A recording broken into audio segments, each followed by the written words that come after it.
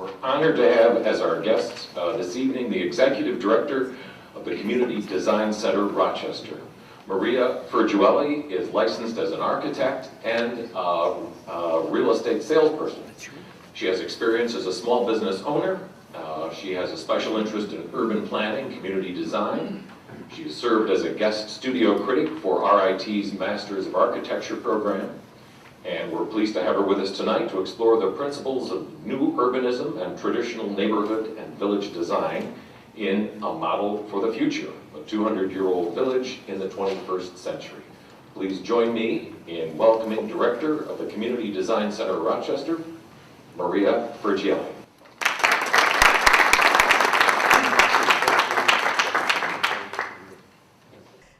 This presentation is going to be a few things. One, I want to share with you who we are, what we do, why what we do is important, and then what are the principles and strategies that we're implementing to help communities identify themselves and create interesting spaces. And so there'll be some things here that you might feel may not be in context that relate to your community, but it's all trying to tell a story.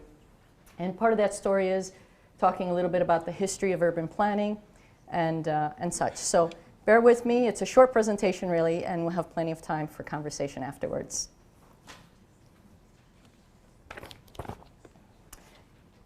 So we are the Community Design Center Rochester. We came to be out of the artworks project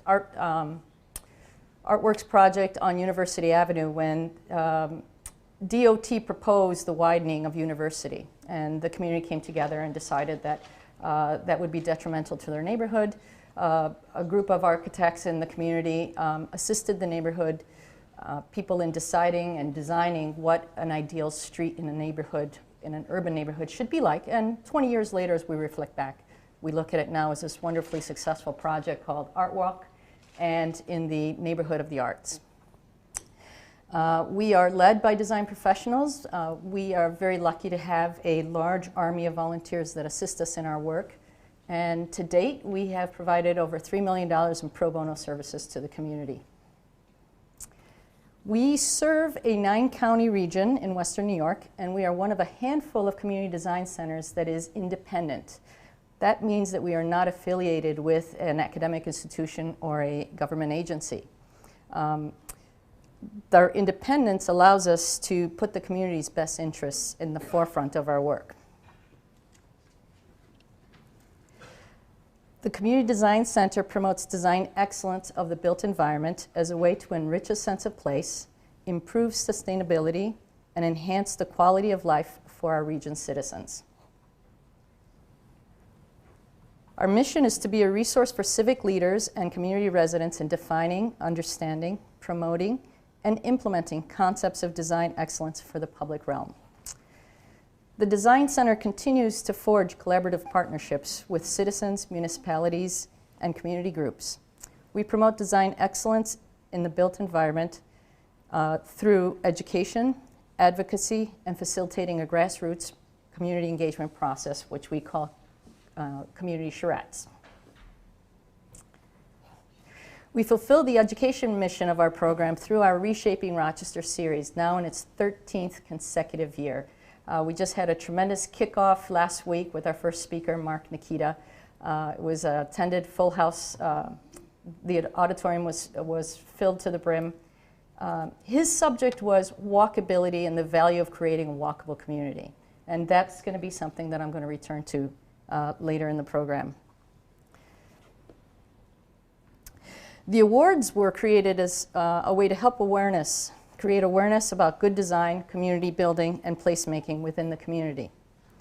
Every year, the public is invited to nominate persons or projects for the Betty Strassenberg Award for Activism, the Robert Macon Award for Urban Innovation, and the Johnny Monroe Award is decided by the Board of Directors. This was a program that we started about 6 years ago. I believe this is going to be the 7th year. To help the community really start to look around and identify good projects, good works that are happening within their community.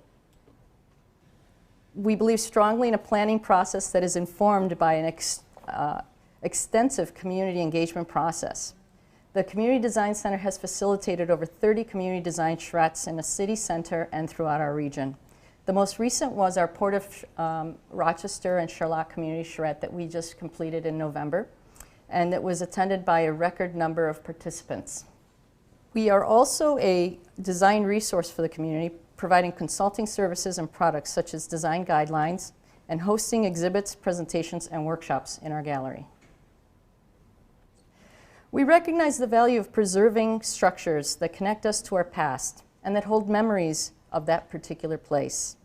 We advocate for complete streets, preservation of historic structures, adaptive reuse of existing buildings, and the benefits of creating walkable and bikeable communities, to name a few. This is the Village Gate Complex. Restored over the course of 20 years, it has become one of Rochester's best gathering spots. We recognize the value of preserving structures that connect us to our past and that hold the memories of that particular place. This is the Flatiron Building, whose restoration was catalytic in the revitalization of the neighborhood of the arts. Every building that once looked like this can become a link that connects our past to our future. These revitalized places contribute greatly to our sense of place and provide wonderful new opportunities to create interesting and engaging spaces. It's pretty amazing when so often we look at structures and we say something like the building on the left, and you can't really imagine it being restored or someone making the investment. But the results when someone does are tremendous. And every building that has found new life once looked like this. This is the Cunningham Carriage Factory that sat vacant for several decades until it was identified in the Susan B. Anthony Community Design Charrette as a building that should be brought back to life. We support the new urbanism principles that seek to recreate the ways that cities originally developed. Here we see a map of downtown Rochester in 1931. Please take note of the dense urban fabric and the fine-grained pattern of the city. Community design centers were created in part as a response to urban renewal projects that demolished vast parts of cities to make way for auto-related infrastructure.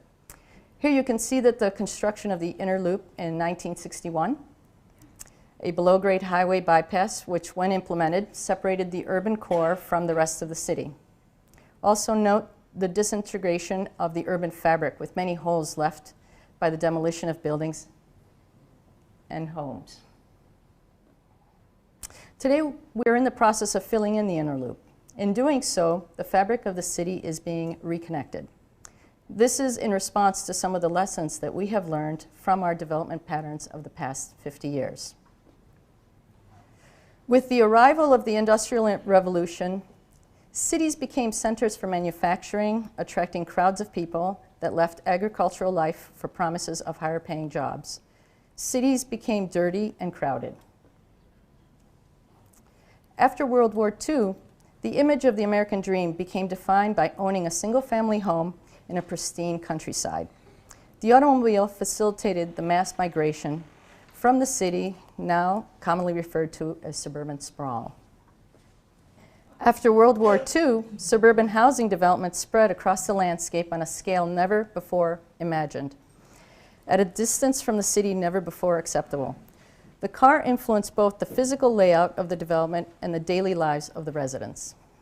This development pattern converted agricultural land into residential communities, spoiled the landscape, and as the inner suburbs were overrun by those seeking the pristine edge. The combination of economic stress, awareness, and concern for the environment, as well as for our own well-being, have caused us to reconsider. Our fiscal, physical, and emotional health is directly impacted by our environment, both physical and natural. There is much research to indicate that the development patterns of the last 50 years are responsible in part for the ill health of the individual, the community, and the planet. New urbanism is a planning and development approach based on the principles of how cities and towns had been built for the last several centuries. Walkable blocks and streets, housing and shopping in close proximity, and accessible public spaces.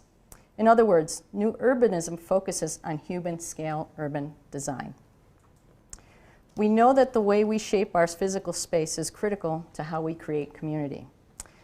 These new urbanist principles are translated into design strategies that are then implemented to create more dense and interesting places. You are familiar with many of these strategies. We have been engaged in your community for more than a decade, and I remember that in 2011 we gave the town of Pittsford, Village of Pittsford, an award because of the fact that you made such great decisions in keeping your library here and keeping your town center in the village. And you've been implementing a lot of these strategies all along, so these are not anything new to you. These design strategies become our tool for placemaking and building community. These new urbanism principles are translated into design strategies that are then implemented to create a more dense and interesting place. The desire to make better use of our resources, be connected to community, and have a more equitable society is making living in a compact, more densely populated area attractive to young and old. In walkable and bikeable communities that represent our savings of time, resources, and deeper connection with people, fostering a stronger sense of community.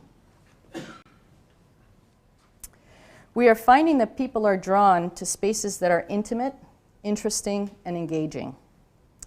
This is what is commonly referred to as authentic spaces. The unique experience provided by a particular place, it's based on its history, distinguishing features, and the use of local resources.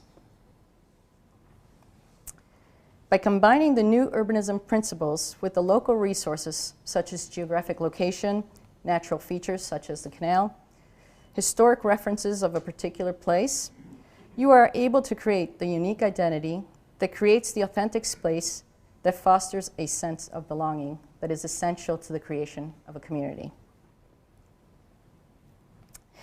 These are the trends that we must consider in order to create interesting places where people want to live, work, and play. These are the trends that we're seeing in communities all across the country. The desire of certain populations, particularly the empty nesters and the millennials, who are using a different lens and have placed kind of a different value system on the reasons for being in a particular place. So they're looking for environments that are more dense and that have a diversity of offerings because they're trying to be kind to the environment, so creating walkable and bikeable places and having transit options helps to assist that. They want to be in places that create the opportunity for people to share space and time, ideas. I'd love to find a slide that would be representational of kind of spaces that we have. You know, do these spaces help people to come together, or do we have created spaces that very intentionally keep people apart? These are the trends that we're seeing, and we think that looking at these trends would be very informative in helping us to create a more interesting, walkable community. And I think these are particular interests to a community like Pittsford. And so with that, I thank you very much, and I open it up to conversation and questions. Thank you very much for coming. And as a resident of Pittsford for 47 years, I am able to take advantage of the village, and I love the village. It's quaint. I've been throughout the country. It's always nice to come home to Pittsford. And one of the things, however, that I love about Pittsford is that it's small, but the streets can be small and sometimes dangerous to walk with my dog if I have to cross a street. And I find that going from one side of a street, say from here to there, can be life-threatening. I carry my orange flag across the street with pride, but I don't think that always gets the job done. And what, in your expertise in designing a village per se, how do you incorporate I guess the quaintness of a village with the safety of its residents, with the walkability part of that makes it good for all. I mean, we can't take the cars away, we know that, but how do you really blend all that together? And particularly, and I am a dog owner as mentioned, I actually see dogs and the extension of dogs as family in developing a community as well. So perhaps that's a two-part question I didn't know I was going to ask. Sure, no, that's okay. I'm an architect, I design homes, so I started on one scale. I became a volunteer with the Community Design Center over a decade ago, and I really found this passion for community building through the purposeful design of our space.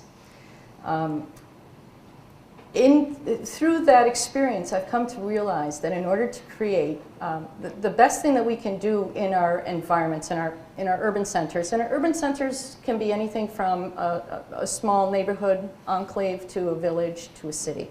So it's very scalable. But that's absolutely the #1 priority for any community, is to build a walkable community. The benefits are tremendous. The biggest challenge to that is our love affair with the car. And so your question is, how do we exist in this environment and be able to provide this community? And so what we have to learn to do is to distinguish the places which are appropriate for cars and the places that are more appropriate for people. Retail spaces, retail shopping needs people on the sidewalk. And urban places are places where the more efficient way to get around would be to walk. So we have to find a way to transition from getting to a place with our car and creating a compelling enough environment that it will cause us to want to get out of our car and find another mode of transit. If it's a big city, it's going to a bus or a subway. But in a small place like Pittsford, and even Rochester, you can walk across town 10 minutes and see every corner of it, right? It's beautiful, it's engaging. So if you're able to provide the transition points around your periphery, which would mean that you have to find places for people to park their cars. And then you create that really engaging pedestrian experience that will make people want to walk. Then you could score a huge win. The problem is that we're so concerned with efficiency that we feel that we should be able to drive our car right into the storefront that we want to stop into. When we do that, we might visit that one storefront, but we'll get back in our car and then we'll go to another place that's 10 miles away. When you park your car and you walk, you might accidentally stop by 2 or 3 shops before you get to where you were meant to go. So to have people gain an understanding of the incredible value of doing that. And we can, through design, do it very, very intentionally. And people have to understand when you're coming through village centers, you have to go slow because you're going to have to share the roadway with bikes and other people. But that's been my biggest message. That's what I hope to bring to all communities, is to really understand that cars aren't for everywhere. And we have to have an understanding of where they have to stop and then where we have to pick up where they're on 2 feet to go. I just wanted to add to what Maria said, because over the last 2 years, the village has been engaged with the town in the active transportation plan, and that's specifically the issue that you mentioned is what that plan addresses. Our streets between the 1940s and the 1980s were designed for speed and volume at the exclusion of the safety and comfort of pedestrians. And what the active transportation plan does is systematically identifies the problems at the 4 corners, at the intersections around the 4 corners, at our arterial streets, many of which were widened beyond what the volume necessitates. For just one example, at the 4 corners in the 1980s, there was a big battle with the turning lanes, adding right-hand and left-hand turning lanes. So in each direction, it's 4 lanes. What people don't realize is that right-hand turn lanes do almost nothing to accommodate volume through that intersection. But for anybody that's crossed the intersection, what you notice, if you have the walk light on, the right turn signal is on, and many times, many of us have nearly been hit because of that. So I won't go through everything in that plan tonight, but we do have a draft available at Village Hall if you'd like to take a look at it. There's some more additions that are being made to the draft document to make it more complete. Senator Rich Funke was kind enough to get us a grant for $275,000. 270, thank you, Elisa. The grant identifies the 4 pedestrian crossings surrounding the 4 corners, one of which includes, thank you for the cough drop, Elisa, around the 4 corners, including Church Street, where the little girl was hit last week in a hit and run. All of these intersections, last year, yeah. Washington at Monroe, the library pedestrian crossing on State Street, and several new pedestrian crossings where people are crossing the street now on North Main Street, are all intended to make the core of the village more walkable and throttle down the cars. The other piece of information that people don't realize is to move the maximum amount of cars volume through any street. The optimal speed is 35 miles per hour. What's happening on our streets, like East and West Jefferson, is people are traveling up to 50 miles per hour. And that makes it virtually impossible if you want to safely cross the street with your family. So that's probably more than you wanted to know, but we've been working on the problem for a while. I'm very much aware of vehicular simulation studies. Sitting in this library, one was done about the traffic pattern around here by a commercial consultant. Does the Design Center provide any transportation simulation, software, hardware work for the community so that we can get an independent view rather than someone who's a hired gun for a project or for somebody else? And are there any simulations available for walkers? I do not know if there are any. It'd be interesting to find out. We are, just like architects, we kind of know a little about a lot. And what you're asking about is very specific to transit. So I might find a resource that I can refer you to, but we do not have that resource for you. I do think you have to kind of exercise common sense to a certain degree and understand, you know, understand the history of how we came to be. That's why I showed you the way that the cities evolved and the way people, you know, left the cities. But also understand that I'm a big proponent of people, these organizations do traffic counts and they say, oh, there's this much traffic, so we have to have this much space. But what happens if you didn't have that much space? What would happen? For example, I think this is relative to your community. Pittsford, town of Pittsford is looking at the road diet for East Avenue. Now, not to get into too specifics, and I am expressing my personal opinion here, but one section of that roadway is very, very high trafficked. But the goal is to make that street safer for pedestrians and for bikers. And so if that's the goal, then design the street to accommodate that goal. As it's being proposed in very preliminary stages, there'll be a reduction of 4 10-foot lanes to 3 11-foot lanes.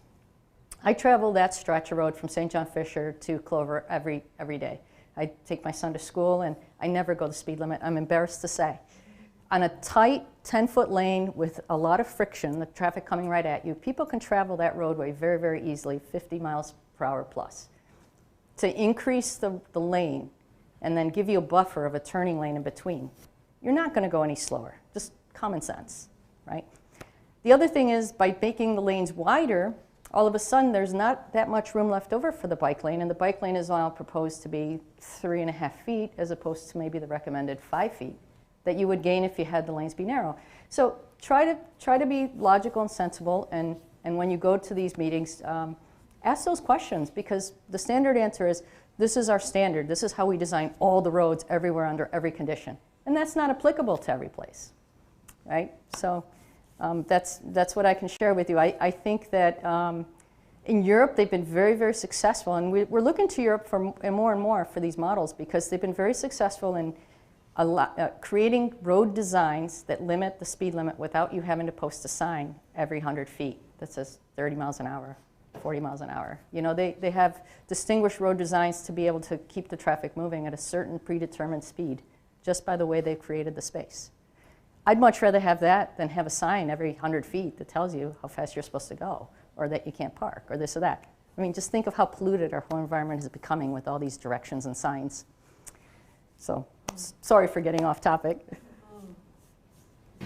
My question is about the mixed use and diversity and the mixed housing. I'm curious if you have advice on how communities, board members, how can we help encourage that kind of diversity so that we do have a wealth of options on our walkable streets? Sure, we've gotten through, again, as cities and towns have evolved and developed, we found it necessary to kind of sort uses. And so we came into this kind of zoning that we now have that separates every use from every other use. Only single family homes here, only apartment buildings here, only shopping here, only factories here. And we know that isn't really helpful in an urban setting.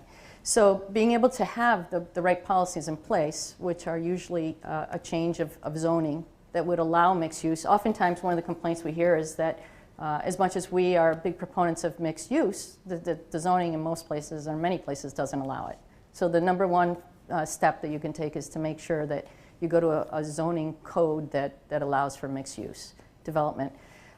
Good development happens over time and it happens incrementally. So this idea that there's going to be this new development, for example, in Charlotte, in the Port of Charlotte, the city had those acres and acres of parking, and they thought, well, there could be a higher and best use for this land than just having it be parking. So it could be this great resort development, and we're going to invite this developer to build these 16-story high towers in this amazing place just because. How does that happen? How do you go from 0 to 16 stories in a place that had nothing there, right? So I think as a community, you have to have the patience, you have to have the understanding to know that things happen incrementally. And the way to build that density that is critical for your community is, and in order to help us create that continuous experience to keep people engaged on the street, is to fill in those missing teeth on the street. Where there's a surface parking lot between two buildings on a main road, get a building on there. Put the parking places where they don't have to take up prime real estate.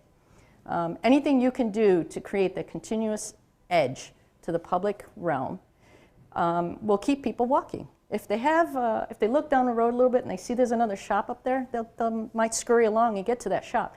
But if there's this huge expanse of parking or a huge expanse of a parking garage or a blank wall, they're going to turn around and go back. So every curb cut is a detriment to the pedestrian experience.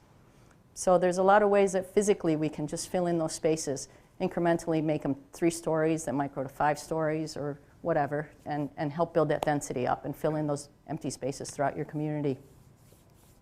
Okay, I've been a full-time pedestrian living here in the village for 17 years now, full-time pedestrian. So for all the thousands of dollars that have been spent on traffic studies and pedestrian studies, I'm a good informant of that, and I'll do it for free.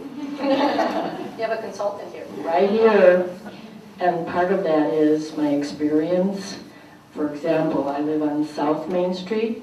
I used to walk down Main Street to the pickle factory where I worked for a number of years, some years ago. And I would fall, and I'm careful, and I wear proper footwear, but I would fall at least 7 times on the way, because in front of homes and in front of businesses, there isn't the proper personal responsibility for maintenance so that pedestrians can walk safely on well-maintained sidewalks. So actually, oftentimes, I would literally walk in the street and then risk the cars and the nasty gestures and shouting from the window or from inside the car at me, because what are you doing walking on the street? Get on the sidewalk. And I think many car drivers have forgotten what it is to be a pedestrian. And my concern is that exactly the point that you bring up is that if people had a nice place to park, and this was really not only a walkable village in terms of that, but in terms of safety on the sidewalks, in terms of enforcing laws that are on the books, ordinances that are on the books for each individual property owner or shopkeeper or resident to maintain their own private sidewalks, then we would have people that would say, oh, well, let's go to this shop, and oh, let's stop and have a cup of coffee here or a sandwich there, and it would be really good for the economy. So I hope I've made the point. But what I do want to say to that is that, yes, it takes a big commitment to make that walkable community, and that involves a lot of things. One is creating the physical space that makes people want to come there and enjoy it. One is the maintenance of the amenities. Everybody talks about the weather here. You go to Toronto on the shorefront and there'll be a ton of people having a great time. Their weather, okay, maybe they don't get as much snow, I might give them that. But usually we use the weather as an excuse, but because we know what the weather is like here, there has to be some system put in place that will help to maintain those sidewalks. Maybe, I believe there's some sections in Brighton where they do a special tax in neighborhoods to be able to have the town or the town take over taking care of the sidewalks. And maybe that's a policy worth looking at, because not every homeowner is capable of taking care of the sidewalk in front of their home. They might be elderly or they may have a physical disability. So it'd be something that might be worth considering for a community that says we want to be the best walkable community on this side of Rochester. Maybe something to think about. I was just wondering if you were familiar with the recent proposal by Wilmerite for the buildings in Shane Place, and what's prompting this is the pictures that you had of rehabilitated, very deteriorated buildings, and I'm just wondering, either in your personal opinion or personal experience, whether you felt that those buildings are savable to some extent, or to what degree. I can't comment on whether those buildings are savable, although I come from the perspective that given enough money, everything can be saved, anything can be done. But why I did include those pictures is to tell the little story about these buildings hold much more than just space. They take their memories, their connections for people. So often someone will go by a building and say, oh, I remember when. And you go back a generation or you go back to a particular experience. As soon as that building is lost, all the memories that are associated to that building are lost as well.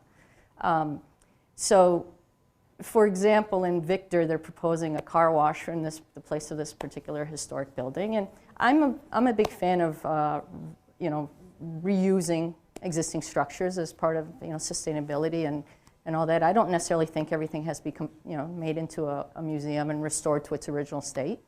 But once that building is lost, even though now it's something other than it was intended to be, having a car wash is not going to contribute to the community in any great manner. Having a little sign that tells you this was so-and-so's house in 1834 really doesn't mean much. If you have the house and you see it in front of you, you can imagine what it was like. I had a great picture. I didn't include it. As you can tell, I am technologically handicapped.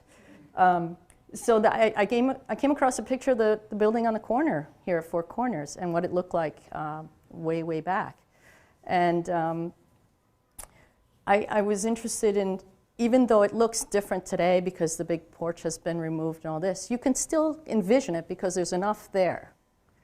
So I can't say anything about the buildings on the canal, but I do believe that this particular place and the buildings that exist here are what give your community its unique character. And so, is there a way that something might come along that would recreate that experience or reuse those buildings would be even better? Possibly. It's not the easiest thing to do.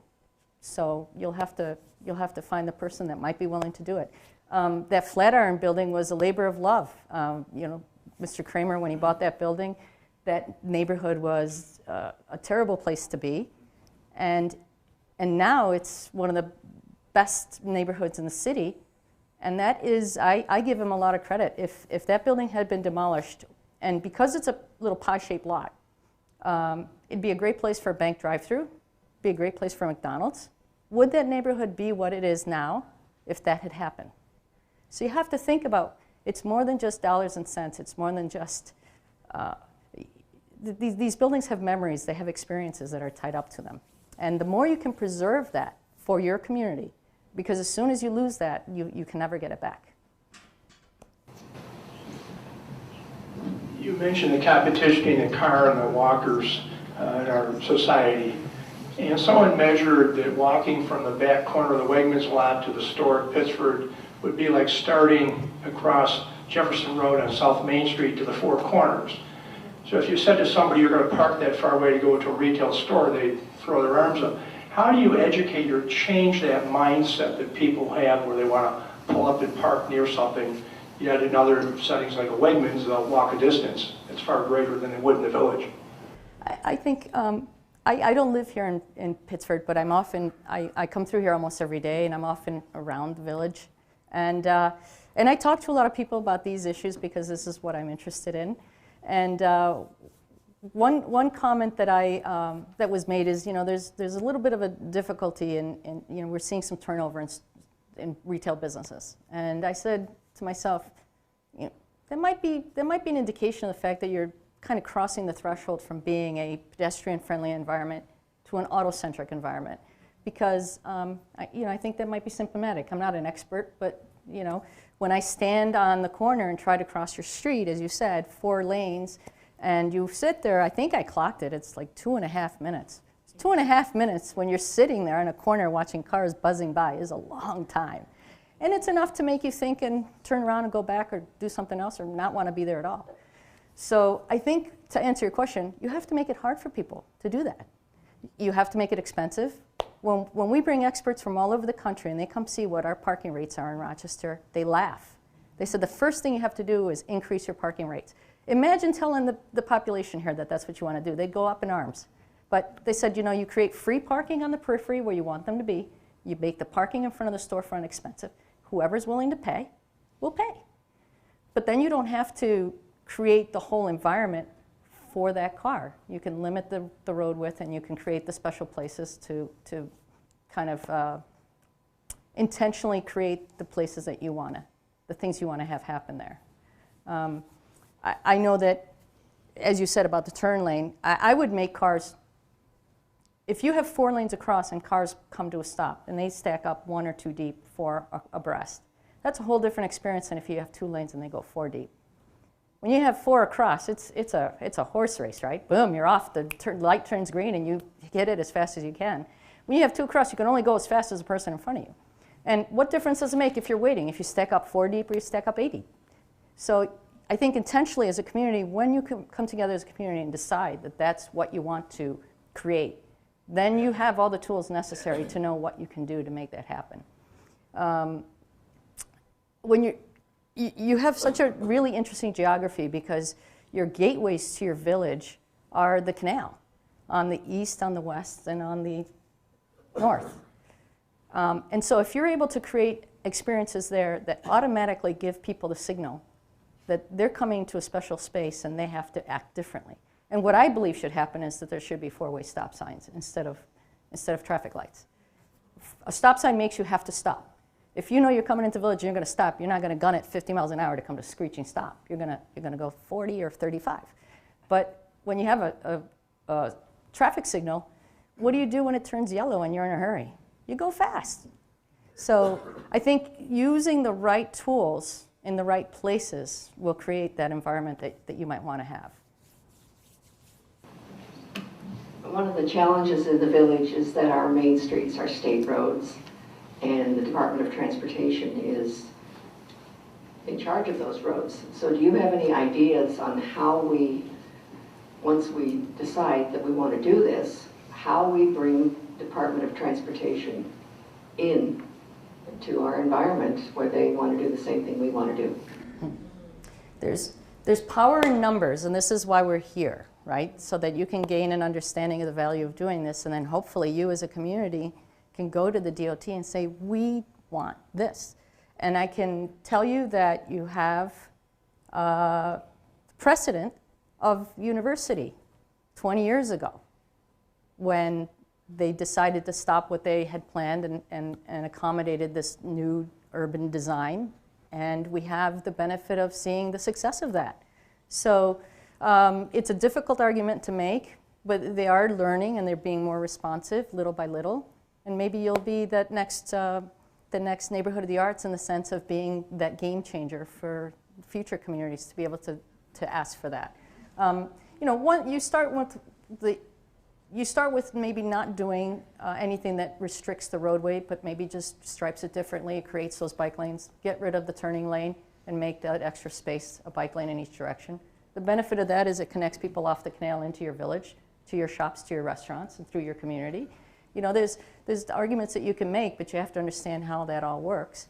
But keeping the road exactly as wide as it was before, it's only striped differently. Well, if you need a little extra space, you move over, right? If there's a big truck that can't fit on a 10-foot lane, then he'll just take 11. Big deal. As long as he's not running someone over, it's going to do it anyway, right? If you have a big truck that has to turn the corner, they do that. So I don't think there's anything that you have to do that would restrict the width of the road, but there's a lot that you can do to make it more useful for multi-users and to have people behave differently on the road. And again, that's more for transit folks, but I think this really low-hanging fruit is being able to restripe and maybe convince them that you don't need a traffic signal, but that you'd like to have a four-way stop here or there. Any place there's a T, I think that should be a four-way stop. Not any place, not every T, but where there's major intersections where the T guys, you'll often see signals, and it's like, why would you need a signal? If you each took your turn, you'd be easily in and out of Sutherland. You can't get in and out of Sutherland on a, you know, when it's traffic, you know, in the morning or in the evening. But again, there's some choices that need to be made. But I think if you start to talk together as a community, you decide that these are the kinds of things you want, you can make a compelling argument to convince DOT that maybe they should consider some other options. I'm not sure if this is applicable here, but in my 10+ years of living in the village, one of the things that I have noticed is sort of the turnover in some of the businesses in retail, and then some new businesses coming in and being very successful. And I'm looking at this increased density, and I'm thinking about sort of sustainability in a different way. And I don't know what your experience and your company's experience is with working with organizations to enhance sustainability of businesses, small businesses in a place like this, so we can keep sort of the village dense of vibrant businesses. Sure. If you can speak to that, I'd appreciate it. Sure. I mean, in the physical environment, the kinds of things that we can do are, you can create diversity of sizes, of spaces that people can rent. When you're a small business, you don't want to take a huge amount of space and make that commitment for a long, long time, right? So if there's the possibility to convince a building owner that instead of having one big storefront, he might have two smaller ones. And you can talk about the benefit to the building owner about the diversity, being able to not have to risk if they lose that tenant, they're out big, whereas, you know, having more tenants, that gives them a little bit more flexibility. When we talk about diversity, we talk a lot about typology, diversity of typology, different types of things, different uses, different sizes, different price points. The more you can make that happen, the more successful you'll be in maintaining a rich, vibrant community. What happens currently, right, what we're seeing happen is that there's many people that are being drawn to these urban centers. And so we're seeing this inversion of, there's a lot of people with wealth when they first left the city to have their houses out in the country. Now they're realizing that, you know, they want to have the experience of being in a dense place. So there's this kind of inversion that's going on. People of affluence are coming into urban centers, and then the people that don't have the choice are being pushed out to the periphery or pushed out into the places that are more rural. We don't want to have that happen. You don't want a community that's just all one thing, because you need all the diversity to create that, that stability in a community, to create that vibrancy, to create those intersections where different things happen and create that excitement. So anything you can do to promote that, there's things that you can do as far as policy goes, but just in creating the different spaces and allowing for different uses is hugely beneficial. That looks like maybe it. But thank you very much, Maria. That was You're welcome. a great conversation. We're always available as a community resource, so please do not hesitate to contact me.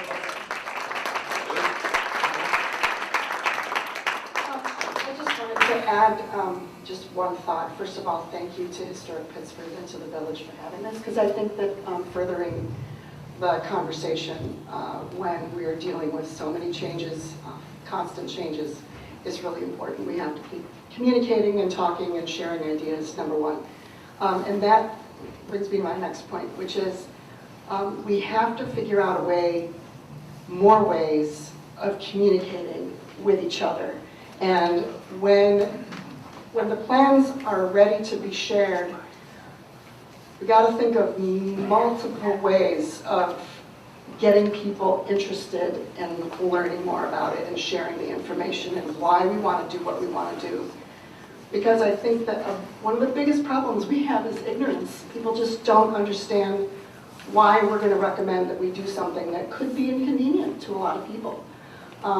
We know how it feels to be in the village or even in the town, appreciate being able to walk in the village. But I don't know how many tens of thousands of people drive through here. They live somewhere else. You know, they work in our, somewhere close to us, and they drive through, and they really don't care about our neighborhood, about our village. We have to somehow convince them, convince the broader community, convince people within our own community that these ideas are important and worthwhile. So whether we stage a massive public event that draws a lot of media attention, multiple events, that gets people out on the street, that gets a lot of TV cameras here and newspapers reporting on it. I mean, to me, that's really key. It's really key. We have to get articles written in the Democrat and Chronicle and in, Messenger Post. We have to get on blogs and be sharing the information. And I think it requires a certain amount of coordinated messaging. So I hope that as we're talking about the comprehensive plan, that's a key aspect of it. And third, we really, really have to educate younger people about how important these things are. I have, most of my kids are almost grown. I have one graduating high school. But they, we've lived in the village, and they've been on both sides of it, learning how to drive and, being impatient and wanting to get from A to B and, realizing that they got to slow down. But they've also been that little kid that nearly got picked off. So I think that they're right on the edge, teetering on the edge. Most kids in high school, for example, on the edge of caring and not caring. And so how do we connect with them? How do we get the message out to them? Maybe reach out to college students who are studying public spaces and urban design, and present something to the high school. I remember when my kids were really little, I had a talk with the principal. Please do something about students going 50 miles an hour down my side street. I understand they only have 30 minutes for lunch, but somebody's going to get hurt, or they're going to have an accident. I know the schools are very supportive. We need to maybe be more creative and more proactive, perhaps, and consider how we communicate, how we present our message, and convince people that these things are valuable and important. So we don't waste a lot of time arguing when it comes time to implementation. Well, to your second point, one really interesting and exciting thing to do is to implement some tactical urbanism strategies, which means that we create an activity in the community to show the community how something would work. For example, would it be possible to create an intersection at Sutherland that has a three-way stop sign and the bike lanes, and have that happen for a day or a weekend? How much would that impact people? Most of the time when they experience it, they come to understand that it's not exactly what they expected. It's usually, I believe, it could be a really positive experience once they are able to experience it. And that creates that little test that helps people to, again, start to learn and start to be more aware.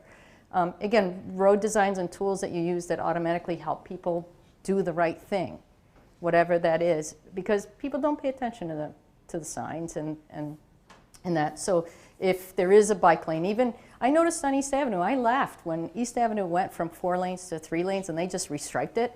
And this was way before I had any kind of education regarding urban planning. And I just laughed and I said, who's gonna follow the lines? And to my amazement, everybody did. There's this huge road, but then it's, striped this wide, and everybody rode in the lane. And I was like, to the power of suggestion. Some things can be very, very simple, and some things are more complicated, but we do have the tools, but the tactical urbanism would be a great thing that you might consider to try to engage the community. It's both educational and experiential. So thank you so much, everyone. We're always available as a resource. So.